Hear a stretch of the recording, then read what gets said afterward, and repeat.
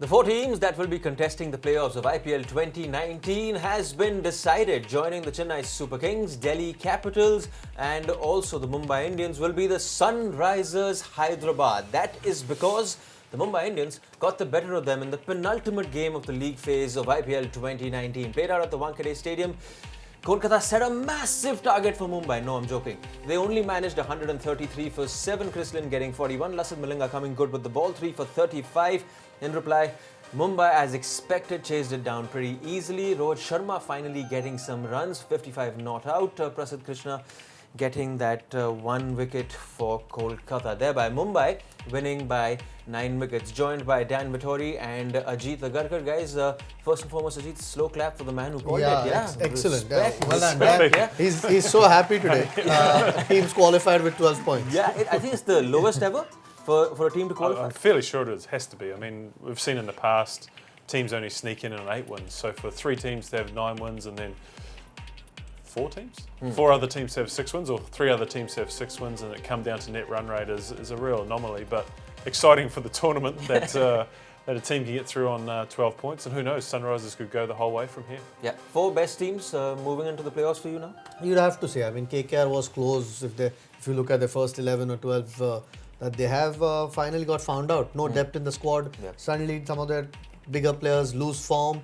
Or don't quite turn up for certain games. They don't have enough. Maybe that's the thing that they'll look at going forward next year. That you need to have enough backups if some of your main players don't have some form. So others seem to have a lot more depth. The 4 teams, and sometimes that makes a difference in the squad. I mean, look, KKR would say we were equal on points with Sunrisers, so it's not as if Sunrisers have run away with it.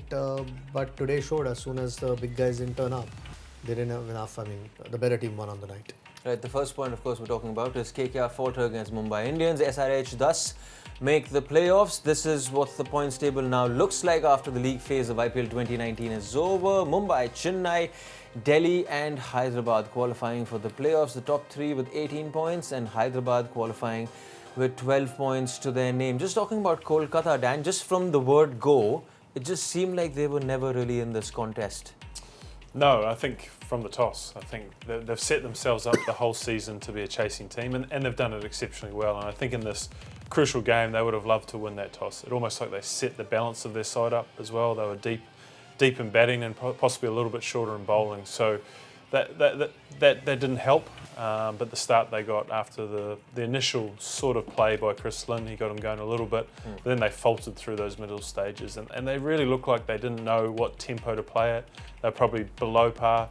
In one of those games where you just leave it all out there, be aggressive, take it on, see what happens, because I think they'd feel better about themselves if they'd known they'd been aggressive the whole way through their batting innings, whereas they sort of limped to a score, and 133 is just never going to be enough.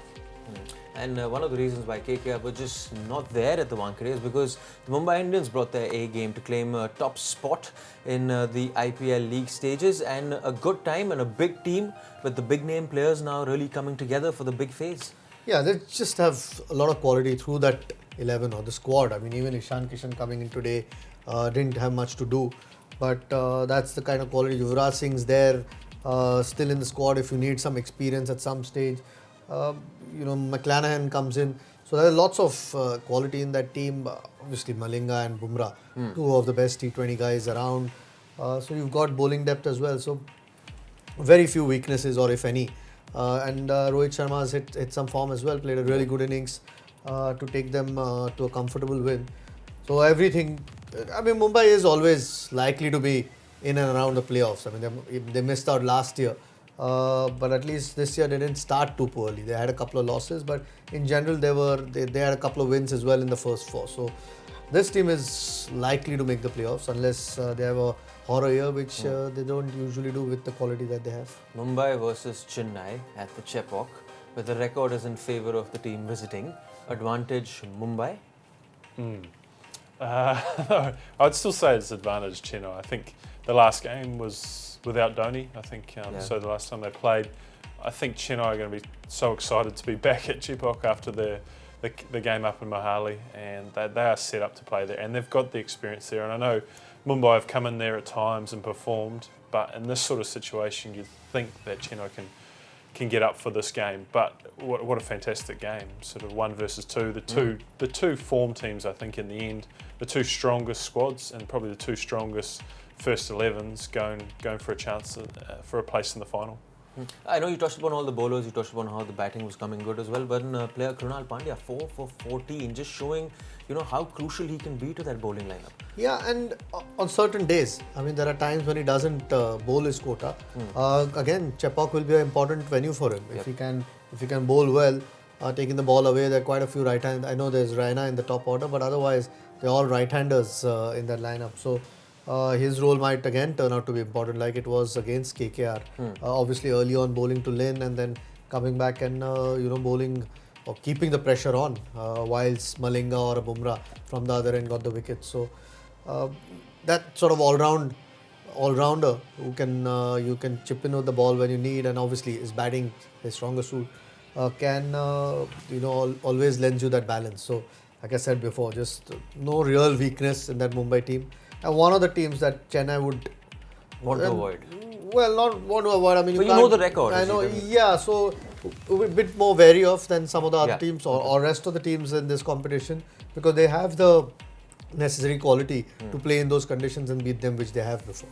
Right now, of course, we're going to be talking about Team Kolkata Knight Riders, review their entire season, because their campaign at IPL 2019 has come to an end, and we have put our finger on 3 points. First and foremost, Dan, poor bowling performance. Prior to the IPL, their spinners were touted to be their X factor, but they just never came together. You take a look at these stats.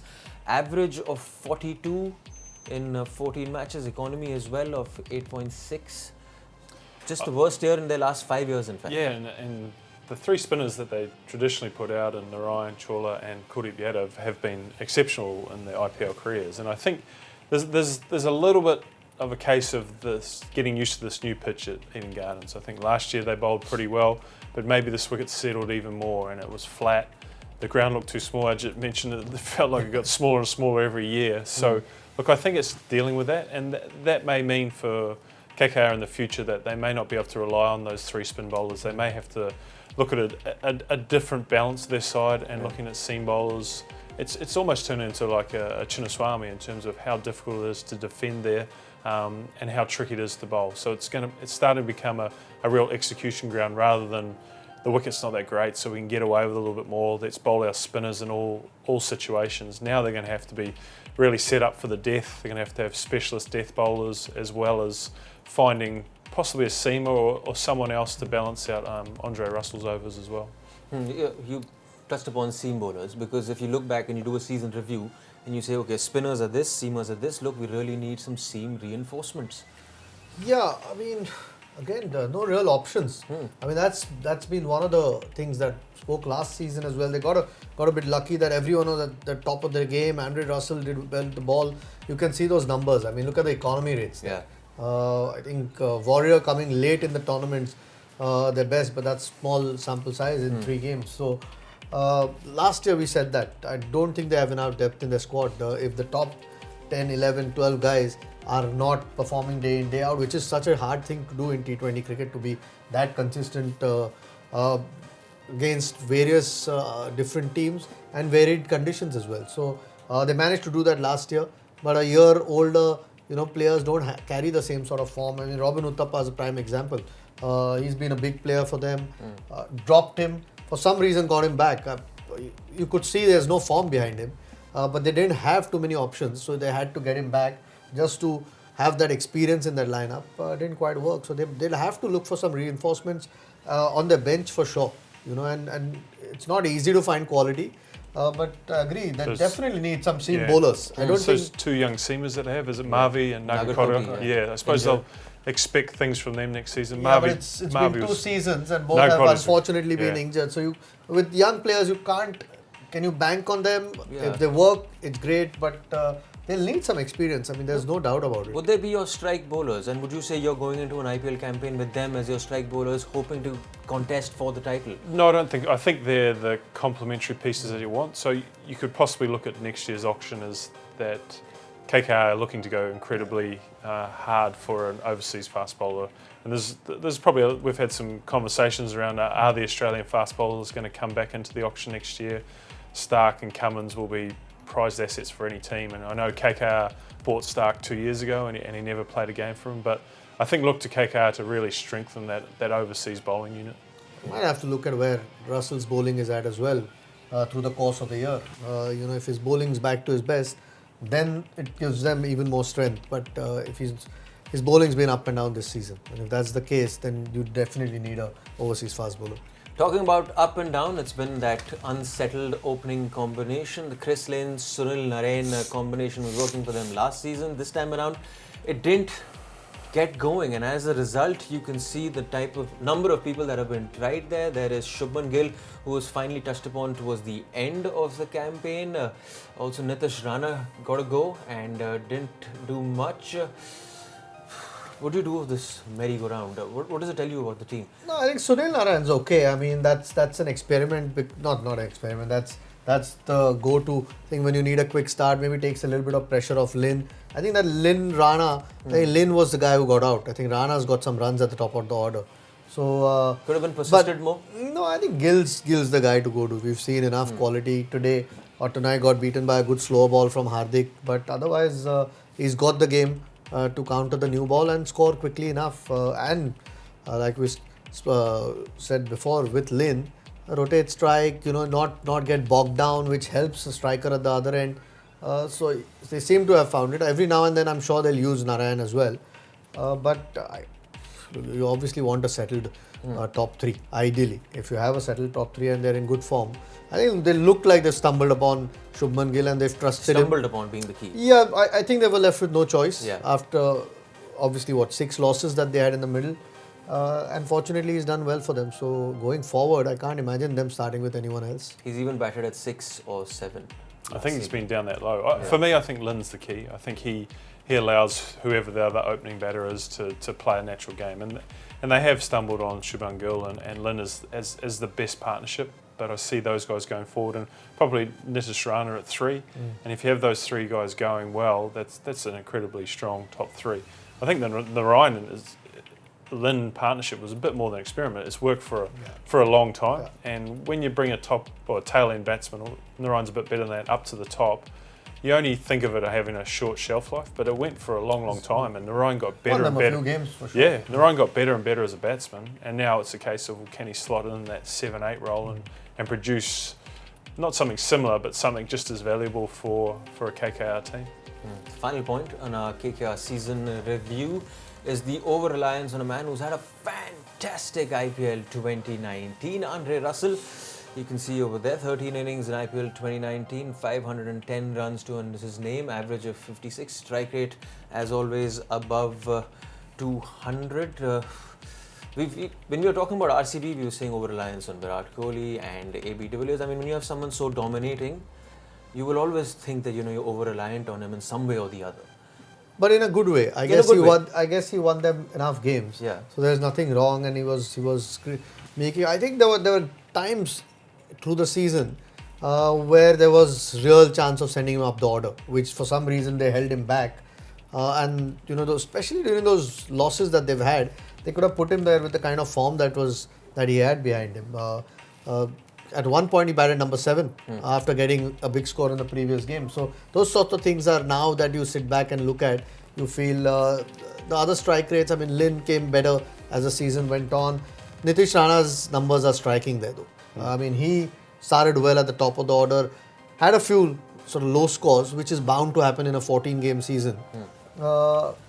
Batted at number 6 or 7 or 6 in this game, which I couldn't quite understand because he not only batted well but dominated up top, batted aggressively. Even on the night, he was one of the 2 players who actually got after the Mumbai bowling, even if it was a cameo. So those things you don't want to miss out on the guys who are in form. And that's why they had to rely too much on Andre Russell. Yeah, I think reliance on Russell being the key, but over-reliance probably highlighted in a game at the Wankhede where, you're thinking Russell's going to come in, change the game, 2 balls in and he's back in the dugout. I think that's the thing that you want to avoid, that as soon as he comes out, okay, we'll be right now, because Andre Russell's here. And I think you say the same for sort of Kohli, de Villiers. We talked about Joss Butler as well. It's, okay, things will be all right because they're they're in at the time, and that's where you get in trouble when the mindset is, okay, now Andre's here, we'll be fine. And when it doesn't work, we go, what are we going to do now? And I think that's when teams feel that over-reliance. So I think Andre Russell's season's amazing. I think we expect a high strike rate from him, but the volume of runs for a guy who's batted 5, 6, 7 down that low, to get over 500 runs in an IPL season is just phenomenal. So they can't always expect that, but I think the expectations around Andre doing everything is the thing that will get them in trouble, the thing that will get every team in trouble. It's saying we want him to do well, but if he doesn't, we've got other things in place to make up for it, and that's where the best teams are at, because I think that's the CSK, the Mumbai's. If it's not Dhoni's day, then it's someone else's day. If it's not Rohit's day, it's someone else's day, and that's the philosophy that normally is around a really good team. They've got to start having options on their bench. I don't think their squad's strong enough.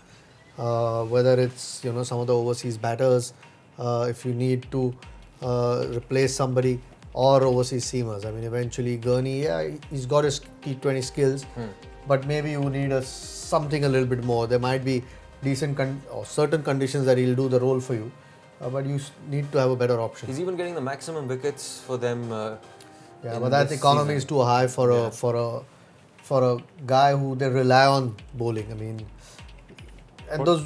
Yeah, sorry. No, I was going to say, what colour do you get when you're purple and orange together? Because he got both. He got both for KKR. I think we could be here all night thinking about what happens with that. Yeah, but I don't. I mean, there might be 11 wickets to show, but if you look at his bowling overall in the season, I don't think it's been as good as it has been in the previous season. So, no, I don't think his bowling was.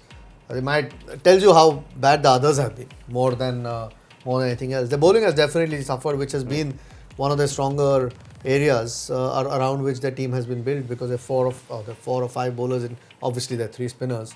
They usually used to have a big say in the game.